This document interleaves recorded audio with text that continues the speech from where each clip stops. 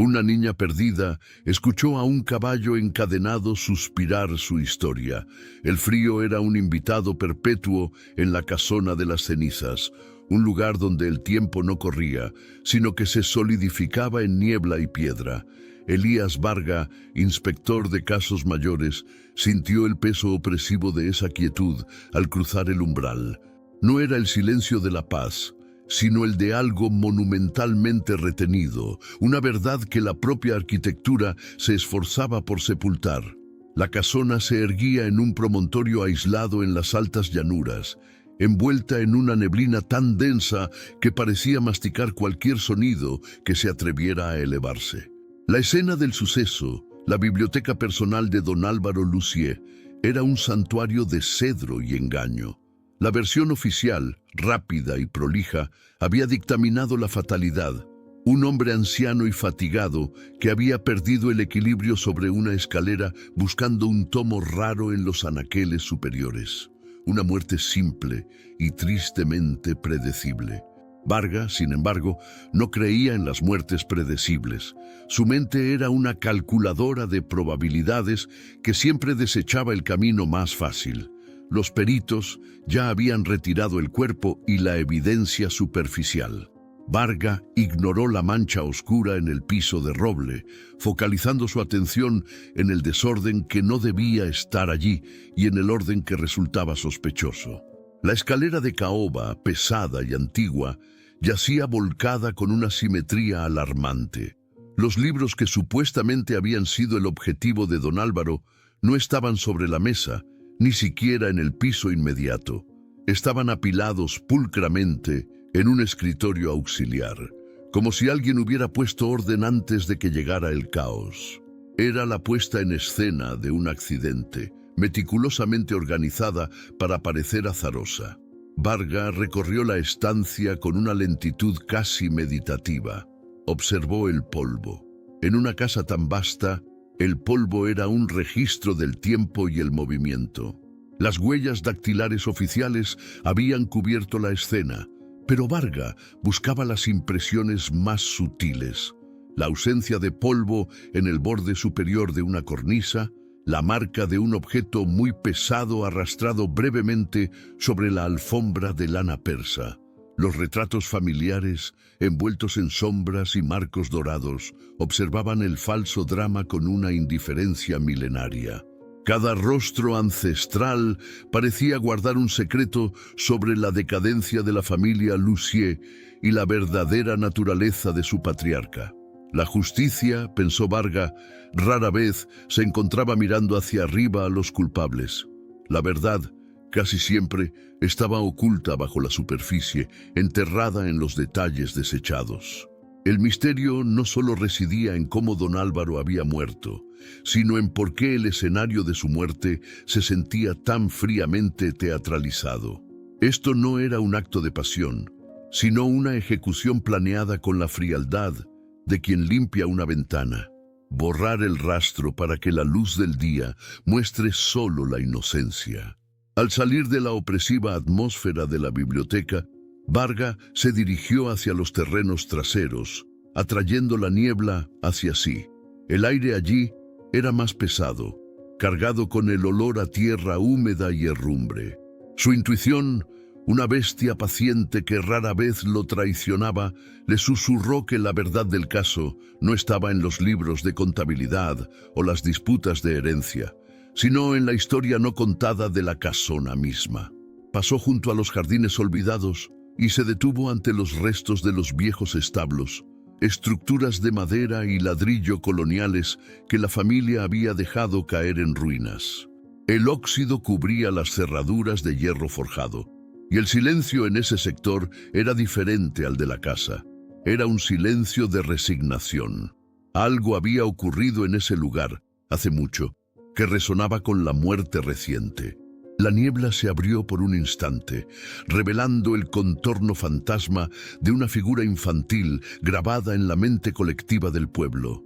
La niña que se perdió en la niebla hace años, antes de que el silencio cubriera todo. Y junto a la pared derruida del establo, Varga notó un detalle minúsculo, apenas perceptible, una cadena de hierro gruesa, rota y parcialmente enterrada en el barro, como si hubiera contenido algo de fuerza descomunal y de profundo sufrimiento.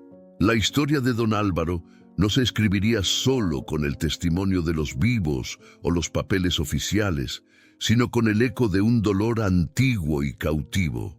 Esa cadena oxidada era el hilo conductor de la trama que estaba a punto de desenmarañar, la promesa de una verdad susurrada que nadie más había querido escuchar. La investigación comenzaba no con la búsqueda de un asesino, sino con la desenterración de una tragedia familiar largamente silenciada. Elías Varga regresó a la opulencia decadente del interior, pero esta vez se concentró en la planta alta, el dominio privado de la familia. La atmósfera se tornaba más densa con cada peldaño de la gran escalera, una escalera que había presenciado el ascenso y la caída de varias generaciones. En el segundo nivel, la disposición de las habitaciones revelaba un mapa emocional de los Lussier: dormitorios aislados, puertas pesadas y pasillos largos que fomentaban el secretismo. La arquitectura clamaba la falta de comunicación, la distancia impuesta por la formalidad y la riqueza. Se detuvo frente al estudio de la hija de don Álvaro, Lucía Lussier, una mujer que había regresado a la casona para cuidar de su padre enfermo, un acto de piedad filial que la había encarcelado nuevamente en el ambiente sofocante del hogar. Al examinar el estudio, Varga notó que, a diferencia del resto de la casa, regida por la tradición y el desuso, este espacio vibraba con una tensión contenida. Los objetos no estaban simplemente colocados, estaban dispuestos como defensas. Sobre el escritorio de ébano se amontonaban documentos legales, testamentos en borrador y estados de cuenta, sugiriendo una preocupación obsesiva por el control financiero. Aunado a la evidente preocupación económica, existía un indicio de evasión. En una esquina discretamente iluminada por una lámpara de lectura, se encontraban varios libros de filosofía estoica y guías de viaje a lugares remotos, destinos que, por la falta de polvo en sus tapas, parecían haber sido tocados y releídos con frecuencia. Esto delineaba una personalidad atrapada entre la obligación tangible de la herencia y un deseo irrefrenable de escape, un conflicto interno que fácilmente podría volverse explosivo. Consideren cómo este dualismo, el peso del patrimonio contra el anhelo de libertad, podría haber influido en las últimas interacciones con su autoritario padre. Adentrándose más en el estudio, Varga descubrió un detalle crucial sobre la dinámica familiar. Encima de una vieja cómoda no había fotos recientes, sino un único retrato en sepia. Don Álvaro, joven y sonriente, junto a un niño pequeño, no Lucía, sino su hermano mayor, Federico, quien había roto relaciones con el patriarca y desaparecido hace años. Este retrato, expuesto con una intencionalidad casi dolorosa, no era un mero recuerdo. Funcionaba como un recordatorio constante de la preferencia de don Álvaro y la profunda grieta afectiva que marcaba la vida de Lucía. Era un altar silencioso al agravio. Por otro lado, la interacción con el personal de servicio proporcionó otra capa de complejidad.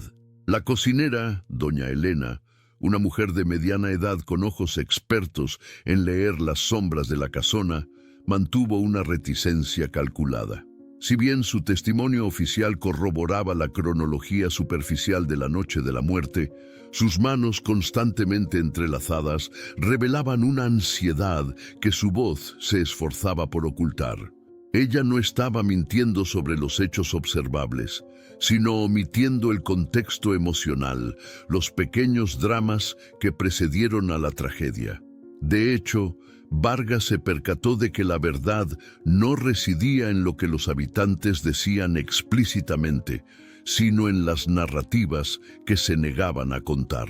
Doña Elena había mencionado un fuerte altercado la tarde anterior, supuestamente una discusión trivial sobre la administración del vino. Sin embargo, su descripción de la intensidad de esa disputa era desproporcionada para el motivo alegado.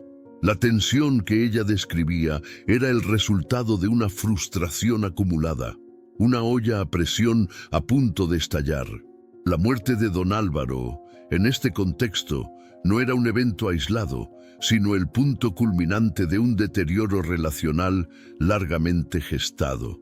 Así pues, el inspector comprendió que la investigación debía pivotar de la fatalidad a la conspiración emocional. Los motivos no serían solo monetarios, sino también psicológicos, la liberación de una opresión crónica. Se trataba de desentrañar el nudo de resentimiento y obligación que había atado a los Lussier, buscando la fisura que había permitido la intervención externa o, peor aún, la implosión interna. Los testamentos y las fotos antiguas eran solo las migajas dejadas por una familia que había perdido el arte de la lealtad y que ahora cosechaba la cosecha amarga de su propio aislamiento. El inspector Varga, navegando más allá de los conflictos domésticos, dirigió su atención hacia la esfera externa de la influencia de don Álvaro.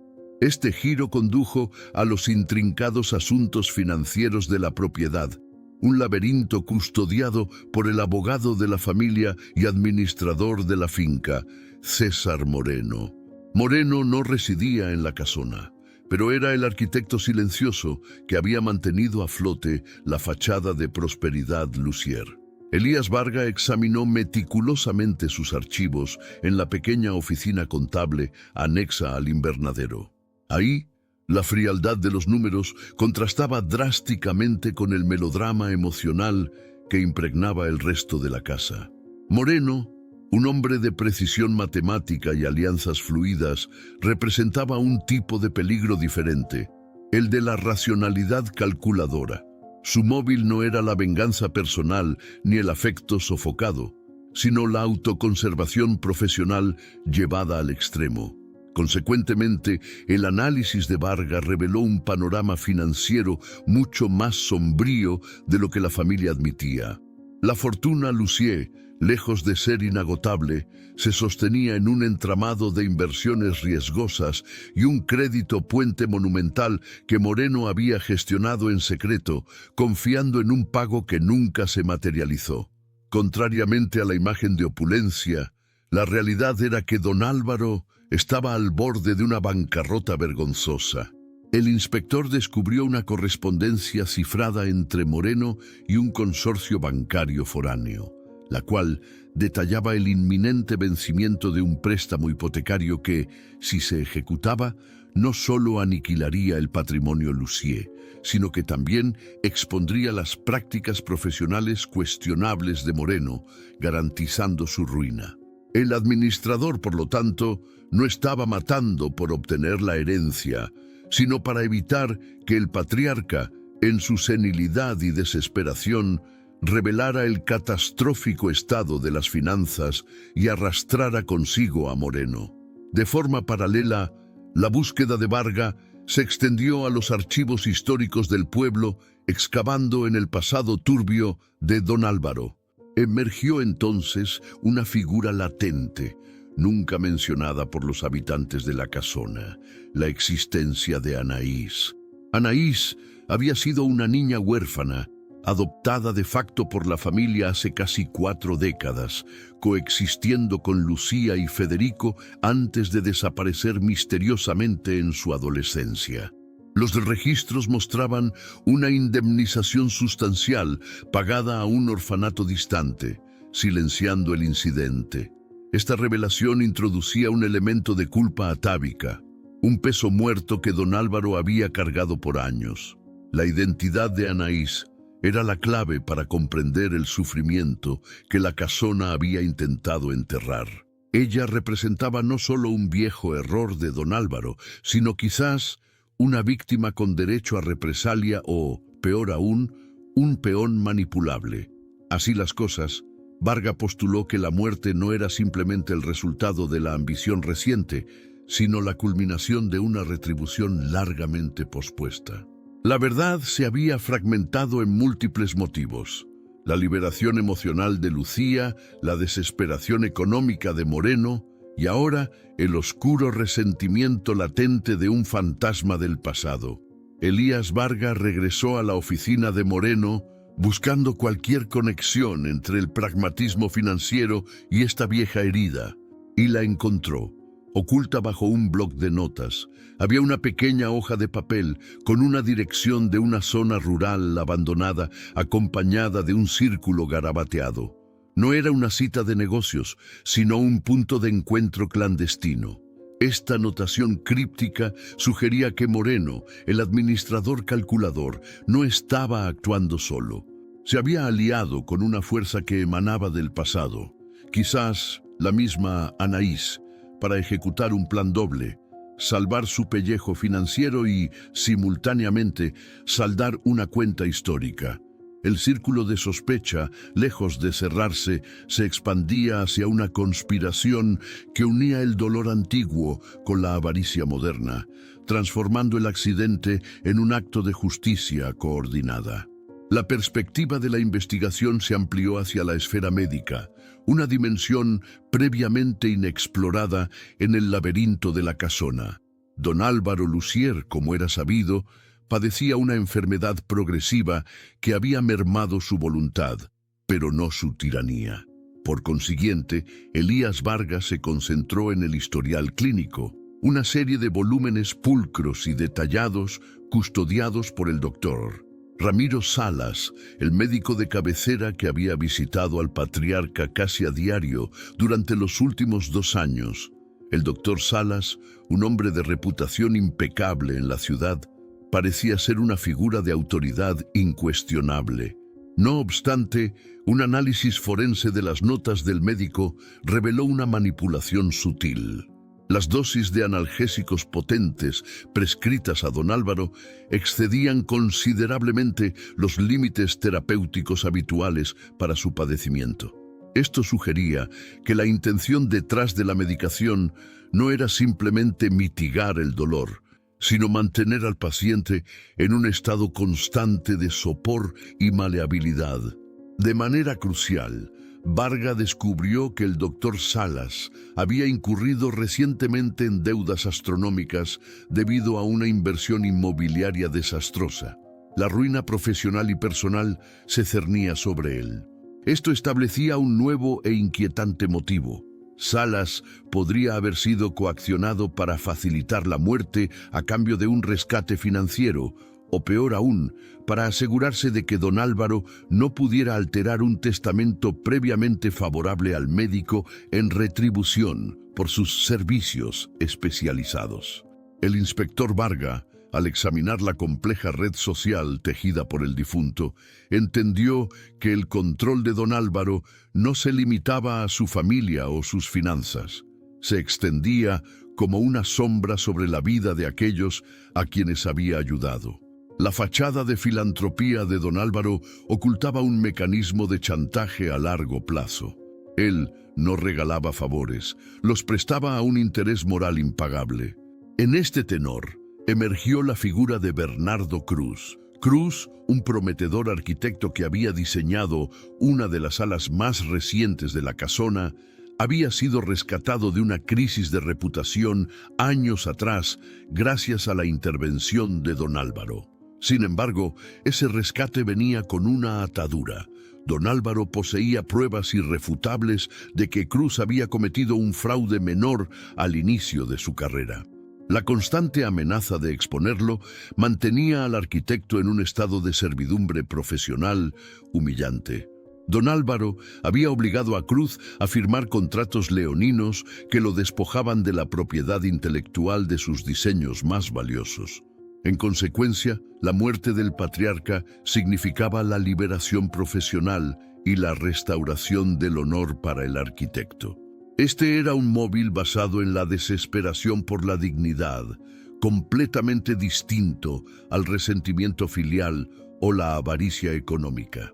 Asimismo, Varga se encontró con una pieza de información que reformuló todo el alcance de la investigación. Don Álvaro, Consciente de las tensiones y traiciones que lo rodeaban, había contratado a un investigador privado semanas antes de su muerte. Este detective resultó ser Julián Ríos, un antiguo mentor de Varga en sus años formativos en la Policía Metropolitana. Un hombre conocido por su visión periférica y su incapacidad para ser corrompido. La presencia de Ríos no era una coincidencia, sino la última voluntad de don Álvaro para armar su propia defensa. Ríos, actuando como un aliado comprometido pero con lealtades divididas, primero hacia su cliente muerto y ahora implícitamente hacia la verdad que Varga buscaba, había documentado meticulosamente los movimientos sospechosos de todos los habitantes y allegados de la casona. El detective retirado había sido la última persona en dialogar con don Álvaro sobre las amenazas que sentía. Elías Varga comprendió que el viejo Lucier había estado cazando y siendo cazado simultáneamente. El expediente de Ríos, meticulosamente detallado, no solo validaba las sospechas del inspector sobre los motivos múltiples, sino que ofrecía una lista de individuos que tenían tanto la capacidad como la urgencia para silenciar a don Álvaro y, de paso, al propio Ríos. El campo de juego se había nivelado. La víctima no era un cordero, sino un lobo que había caído en su propia trampa. Elías Varga regresó a la biblioteca sintiendo la necesidad imperiosa de desmantelar la geometría del engaño. La simetría del desastre, en lugar de calmarlo, había activado una alarma interna. Si la muerte había sido un accidente, la escena reflejaría el caos. En cambio, lo que persistía era un orden forzado, una mentira pulida. El inspector se enfocó en el artefacto central del supuesto infortunio, la pesada escalera de caoba. Al margen de las marcas superficiales del impacto, Varga detectó una anomalía en su base. El punto de pivote en el que la escalera había cedido no correspondía lógicamente al peso de don Álvaro, ni a la altura desde la que supuestamente cayó. No obstante, al rastrear la trayectoria del colapso, Varga notó que uno de los rieles metálicos que guiaban el desplazamiento horizontal de la escalera estaba levemente descentrado. El desajuste era mínimo, imperceptible para el ojo inexperto, pero suficiente para garantizar un punto de inflexión estructural bajo una presión específica y controlada.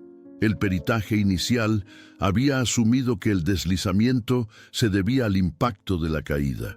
Varga, por el contrario, postuló que el deslizamiento había causado la caída. Más aún, al deslizar su mano bajo la alfombra persa adyacente al anaquel, donde la luz del día apenas penetraba, encontró un objeto minúsculo que reescribía toda la narrativa. Se trataba de un fragmento de fibra polimérica, casi invisible, que no pertenecía a la indumentaria ni a los muebles de la casona. El material, resistente y flexible, evocaba la manufactura de equipos de precisión, algo ajeno a la opulencia polvorienta del lugar.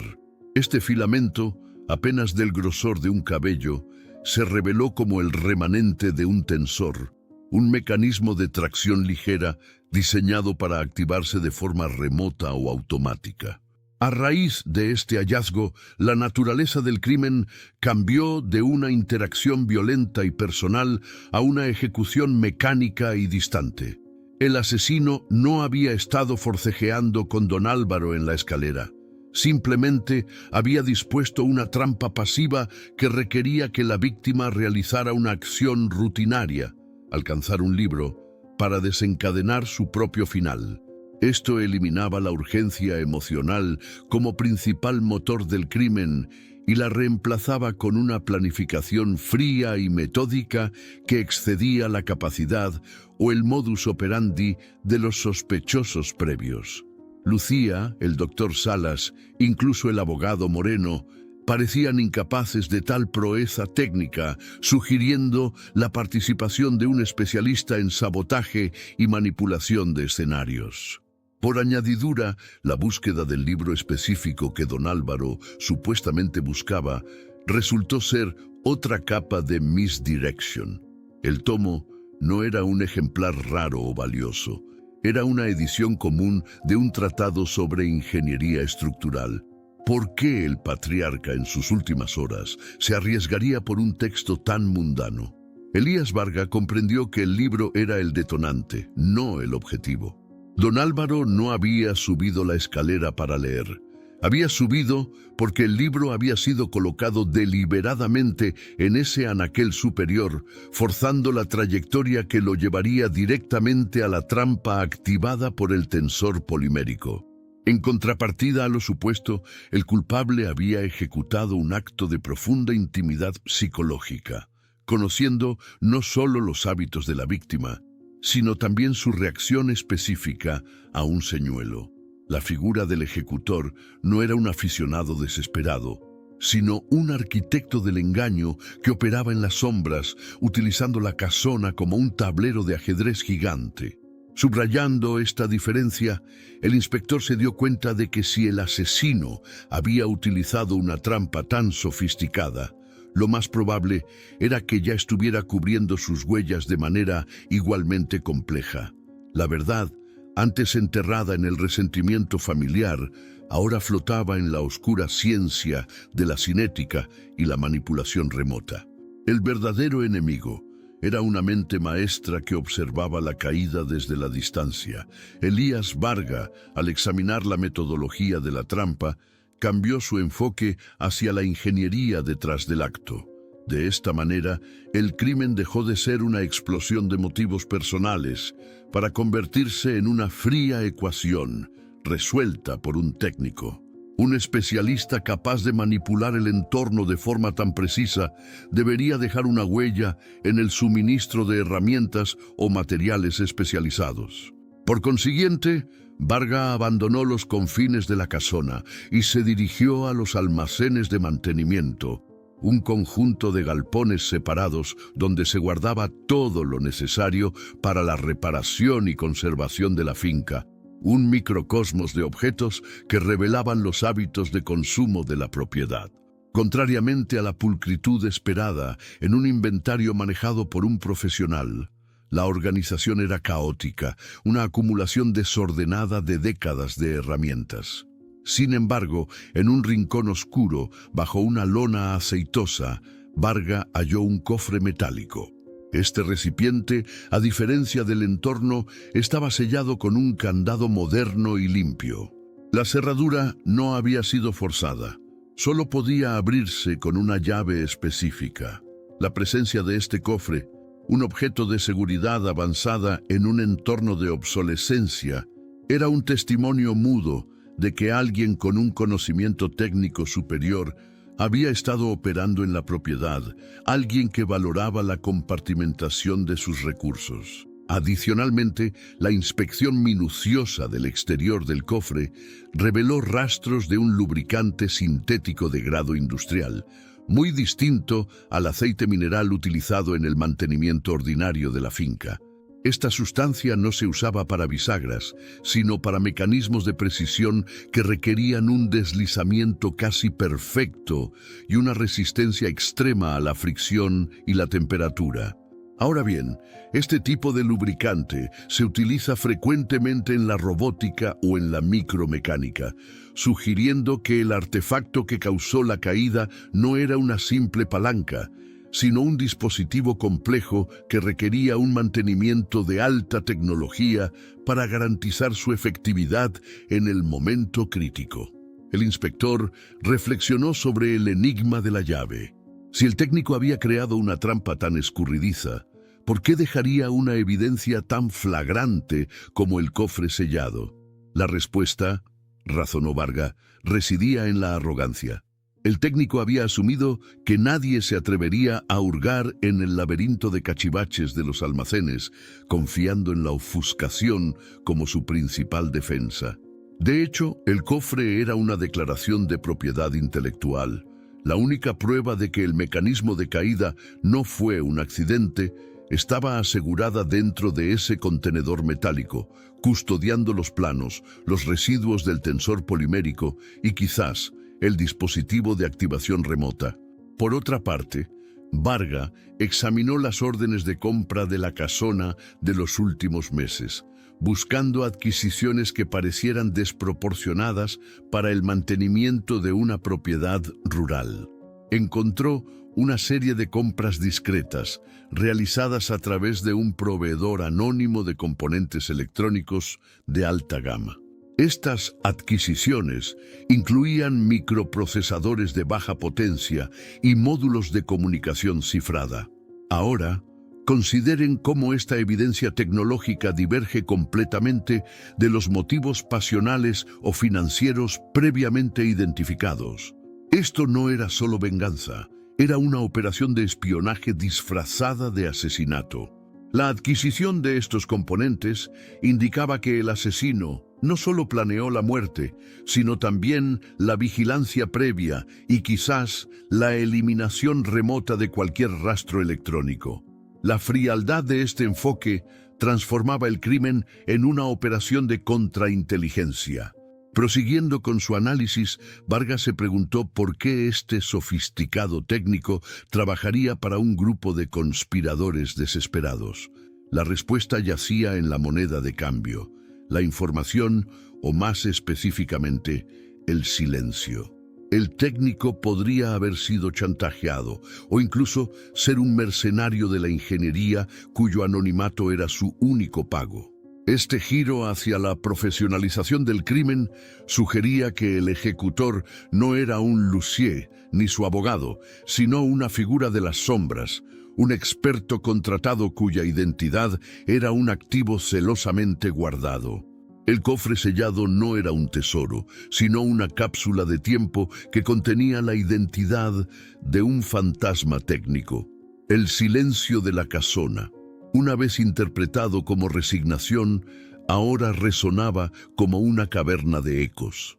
Elías Varga se dio cuenta de que si un técnico profesional había manipulado el entorno, debía haber dejado una firma de estilo, un rastro psicológico incrustado en la forma en que el mecanismo había sido dispuesto. El cofre sellado en los almacenes se había convertido en un punto de referencia para entender la mentalidad del ejecutor. Sin la llave, forzarlo habría destruido evidencia crucial, o peor aún, activado una contramedida.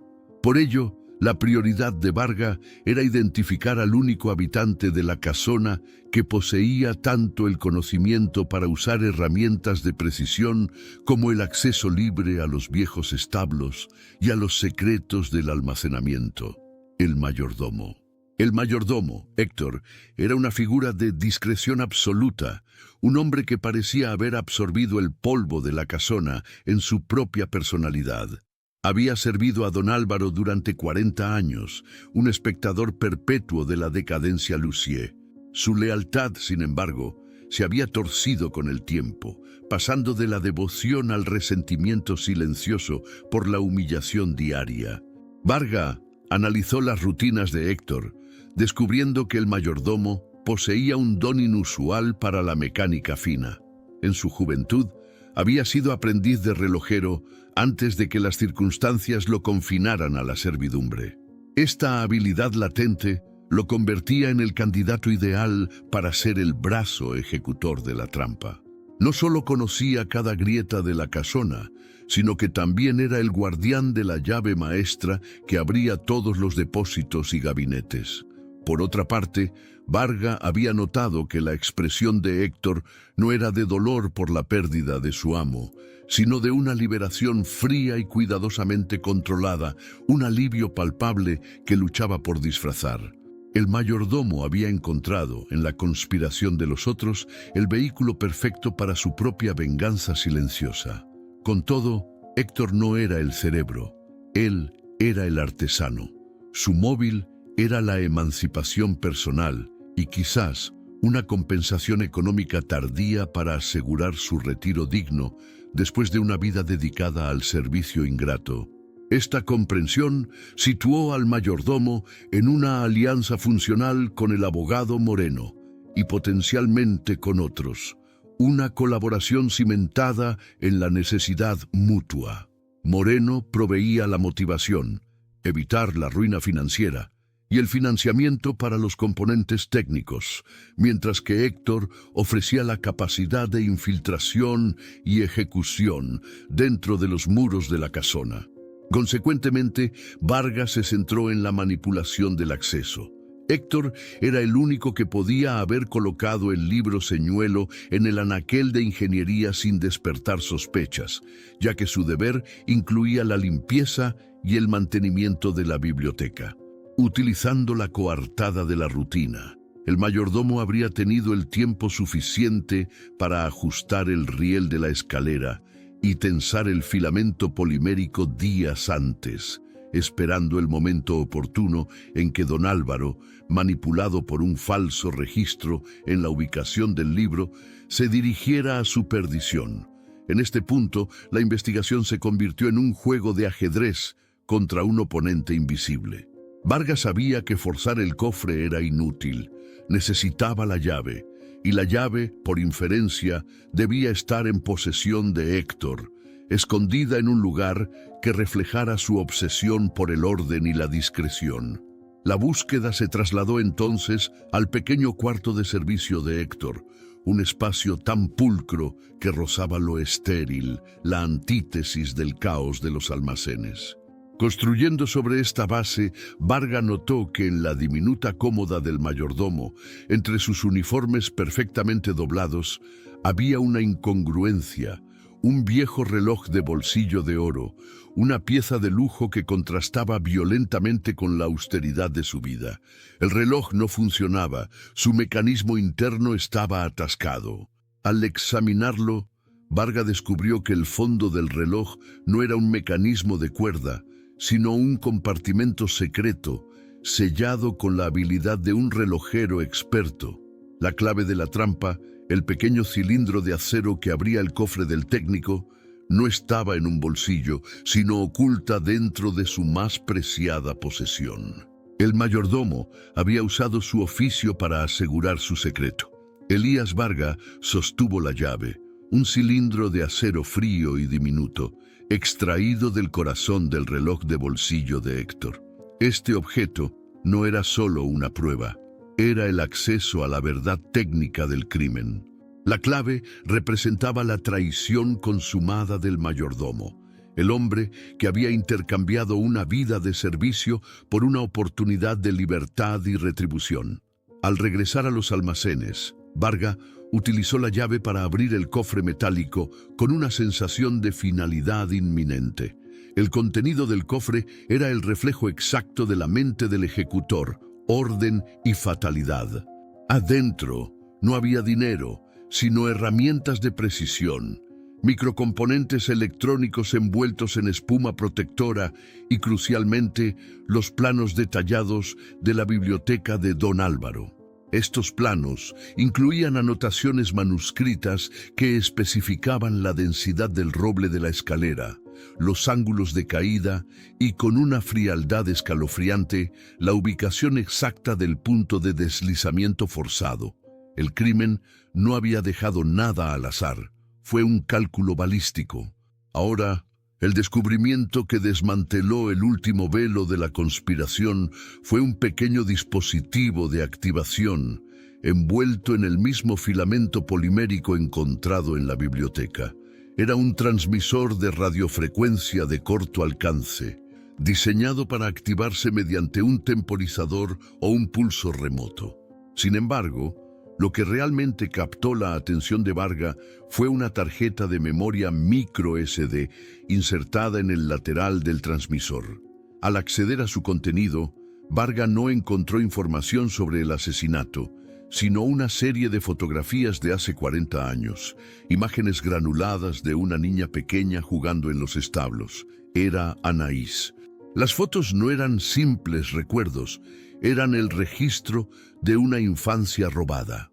Consecuentemente, al revisar los metadatos de las imágenes, Varga descubrió que habían sido editadas y restauradas recientemente, en una fecha que coincidía con la llegada de César Moreno para discutir las últimas voluntades de don Álvaro.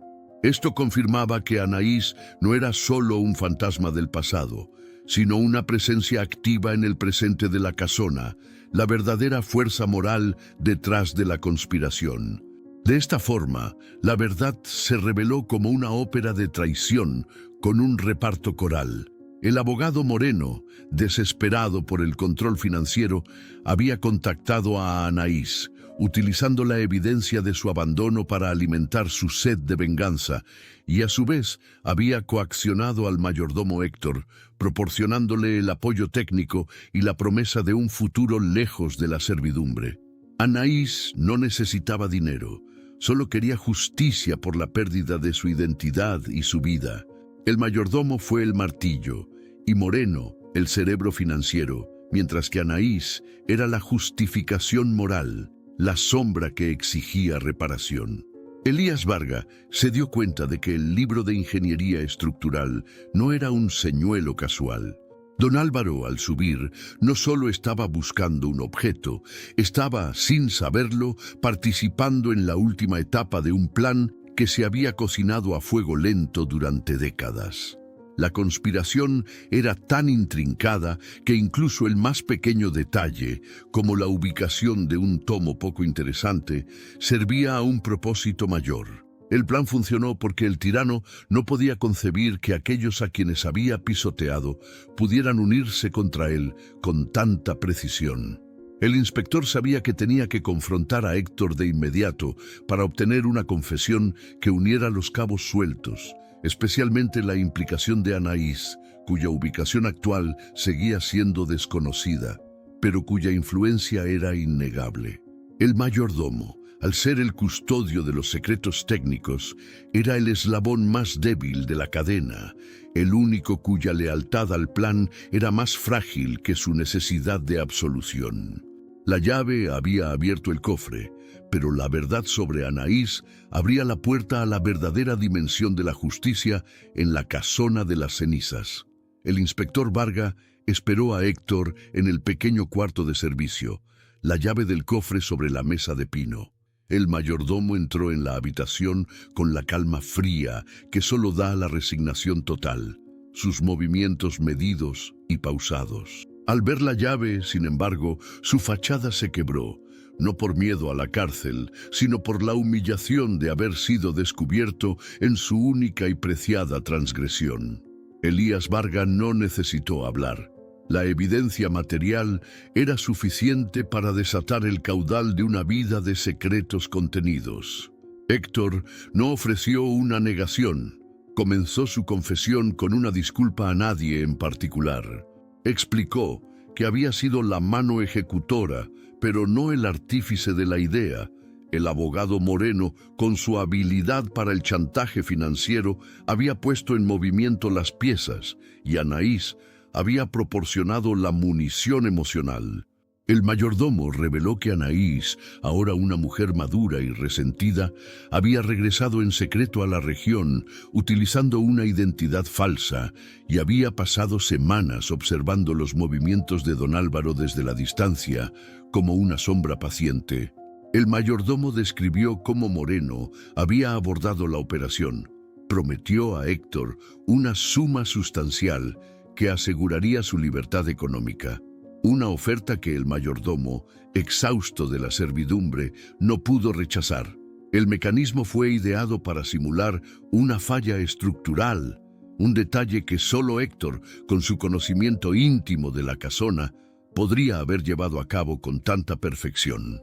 La trampa no solo era física, era psicológica, diseñada para que don Álvaro pensara, en sus últimos momentos, que su cuerpo le había fallado, no que había sido traicionado. Adicionalmente, Héctor confesó el verdadero propósito del libro de ingeniería. No se trataba solo de un señuelo, era una burla final. Don Álvaro había estado obsesionado con la ingeniería de la casona en sus últimos días, buscando defectos para culpar a otros por la decadencia del inmueble y de su propia vida. Al colocar ese libro, Héctor no solo lo atrajo a la trampa, sino que se aseguró de que muriera buscando la verdad técnica que él mismo había manipulado para su beneficio. El mayordomo admitió que durante décadas había fantaseado con la libertad. El crimen había sido su única vía de escape viable. Por otro lado, la pieza más dolorosa de la confesión de Héctor se centró en los establos. Varga había notado la cadena rota. El mayordomo reveló que Anaís, en su niñez, había encontrado consuelo en un viejo caballo encadenado en ese establo, un animal maltratado por don Álvaro por su falta de pureza racial. Anaís, la niña olvidada, se identificó con la bestia encadenada. El mayordomo la había escuchado años atrás susurrar su propia historia al animal, compartiendo el mismo destino de confinamiento y abuso emocional. Esa niña perdida, ahora adulta, había regresado para liberar no solo al establo de su dueño, sino a sí misma de la sombra de don Álvaro. El mayordomo admitió que, después de la caída, había sido él quien había organizado meticulosamente el desorden, asegurándose de que la escalera pareciera accidentalmente volcada. Su tarea había sido crear el escenario perfecto de fatalidad para proteger a Moreno y, por extensión, a Anaís. Sin embargo, su deseo de dejar la casona fue más fuerte que su juramento de silencio. Al terminar de hablar, la expresión de Héctor ya no era de resignación, sino de un agotamiento profundo, como si la confesión le hubiera quitado un peso que había cargado desde la niñez de Anaís. La justicia no había sido la meta de la conspiración, sino la liberación. La casona de las cenizas, una vez más, se sumió en un silencio pesado, aunque ahora era el silencio de la rendición, no el de la opresión. Elías Varga había atado los cabos de la conspiración, pero la detención de César Moreno y Héctor era solo la mitad de la justicia. Faltaba Anaís, la arquitecta moral de la venganza, cuyo paradero seguía siendo un misterio, confirmando su papel como la sombra que opera desde la periferia. Tras la confesión de Héctor, Varga regresó a los establos, el lugar donde la niña perdida había escuchado el suspiro del caballo encadenado. El barro bajo la cadena rota no era solo tierra, era el sedimento de una herida histórica que finalmente había encontrado una vía de escape. El inspector comprendió que la motivación de Anaís era la única que trascendía la avaricia y el resentimiento cotidiano. Era la búsqueda de la redención por una vida incompleta. Ella no quería la herencia, quería la anulación de la deuda moral. Para concluir su investigación, Varga realizó un análisis de las transacciones financieras de Moreno posteriores a la muerte de don Álvaro. Descubrió que una cantidad modesta, suficiente para un viaje largo y una nueva vida, había sido transferida a una cuenta cifrada en un puerto lejano. El rastro de papel terminaba ahí, deliberadamente difuminado por la pericia financiera de Moreno. Sin embargo, la cuenta no estaba a nombre de Anaís ni de nadie conocido. El beneficiario era una fundación pequeña dedicada a la rehabilitación y adopción de caballos de tiro maltratados.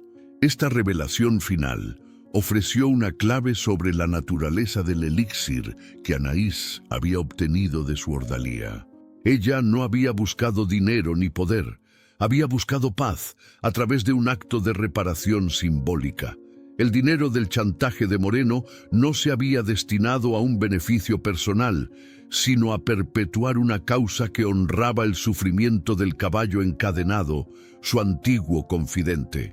La verdadera recompensa para Anaís era la certeza de que el ciclo de abuso en la casona se había roto y que una parte de la fortuna Lucier se destinaría a mitigar el dolor de seres indefensos, reflejando su propia experiencia de orfandad y maltrato silencioso. Elías Varga no emitió una orden de búsqueda inmediata para Anaís. Comprendió que, en el vasto y gris tejido de la moral, la justicia a veces tomaba senderos que la ley no podía seguir.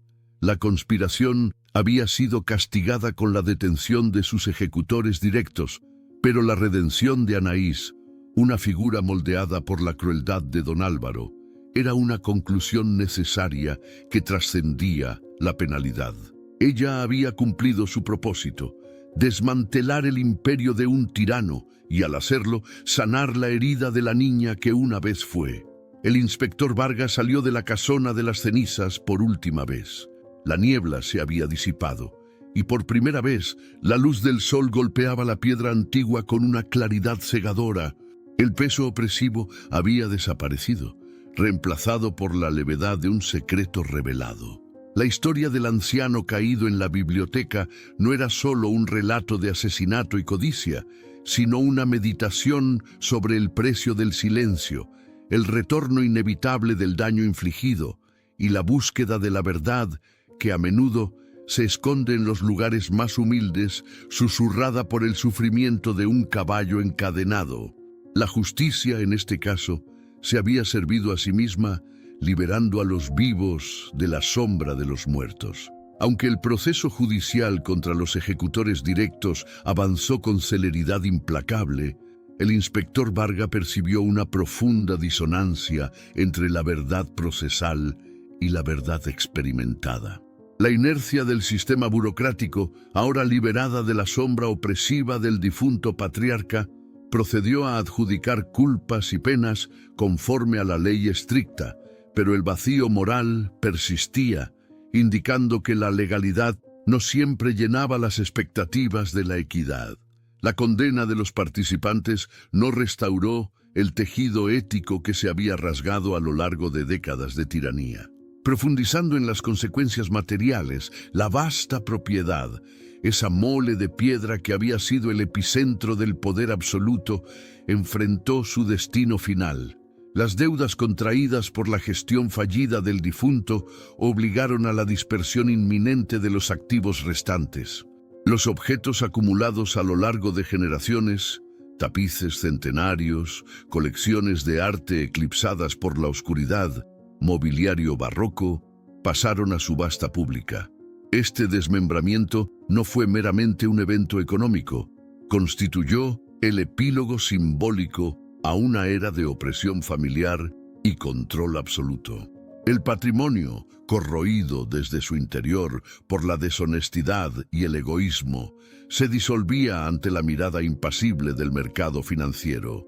Por otro lado, la experiencia redefinió la perspectiva profesional del inspector. Varga regresó a la metrópoli llevando consigo no solo el expediente cerrado, sino una nueva matriz para calibrar la justicia. Reconoció que, en ocasiones cruciales, la búsqueda de la verdad requería trascender la mera aplicación fría del Código Penal. Este caso le había enseñado que el crimen, especialmente aquel gestado por el abuso prolongado, no se origina en la avaricia simple, sino en la ruptura del equilibrio emocional humano. Su victoria no residía únicamente en las condenas obtenidas, sino en haber iluminado la sombra sistémica que había permitido el sufrimiento soterrado.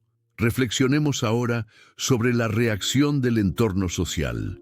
La comunidad, al conocer los detalles sórdidos de la vida privada del patriarca, pasó del asombro inicial al murmullo cómplice. Se gestó un consenso tácito e incómodo. La caída de don Álvaro, aunque formalmente criminal, era un desenlace inevitable.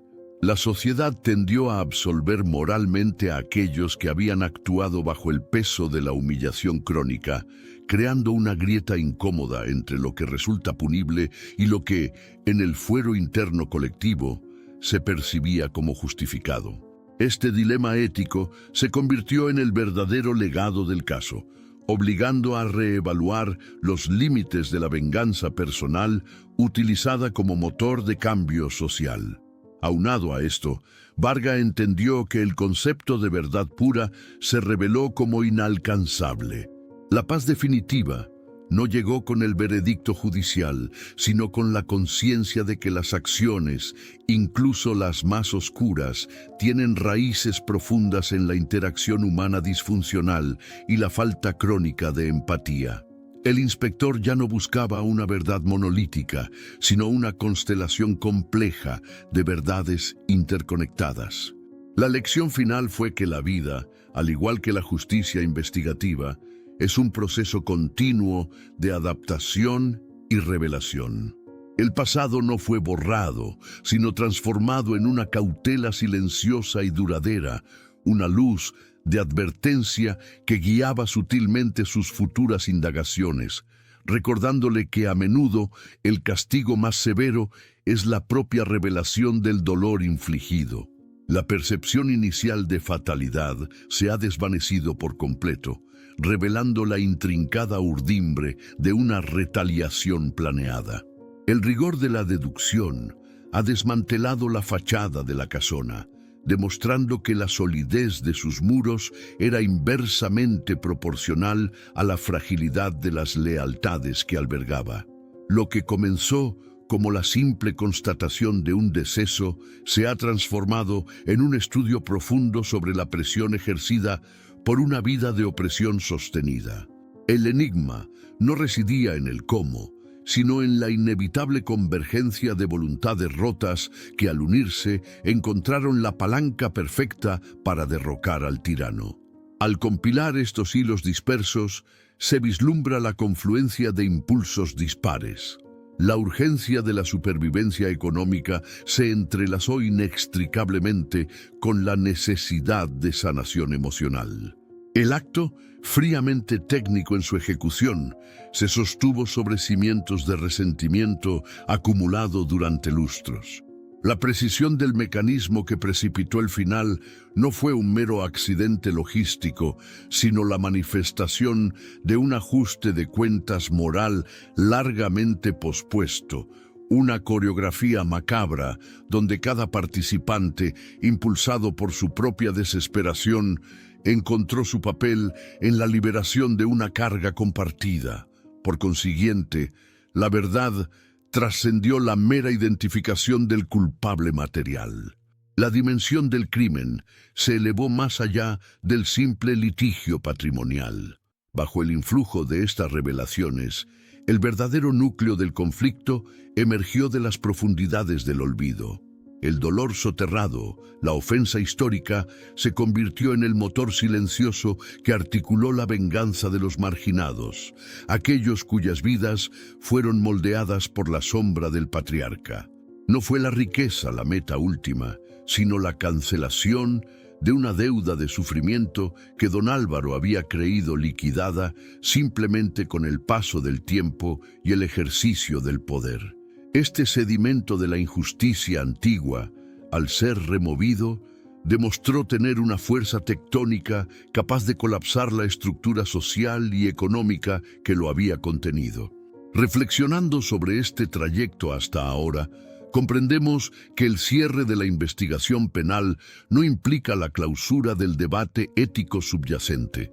La verdad alcanzada, forjada a través de la identificación de los resortes emocionales y las alianzas secretas, nos deja ante un dilema incómodo. La frontera entre la justicia buscada y la venganza perpetrada se torna peligrosamente difusa. El inspector se vio obligado a sopesar las consecuencias de sus hallazgos, entendiendo que hay liberaciones que, aunque necesarias en un sentido profundo, conllevan un precio que la ley escrita no siempre puede tasar con equidad. La luz de la revelación, aunque brutal en su exposición de la manipulación, limpia el aire viciado de décadas, pero deja un sabor amargo sobre la naturaleza de la retribución. En retrospectiva a lo desentrañado, el resultado de la casona es menos un castigo infligido por una entidad externa y más una consecuencia fatal de la propia arquitectura de la crueldad. La lección se inscribe no en la identidad del ejecutor directo, sino en las condiciones sociales y psicológicas que hicieron inevitable la caída. La disgregación del patrimonio y la rendición de los culpables configuran un tapiz que, si bien está marcado por la tragedia, también promete la renovación. El camino hacia la conclusión nos exige reconocer que la verdad, al emerger de la niebla, puede ser tanto una sentencia como un bálsamo, dependiendo de la perspectiva desde la que se mire el fin de una tiranía. La carga, finalmente, ha sido levantada.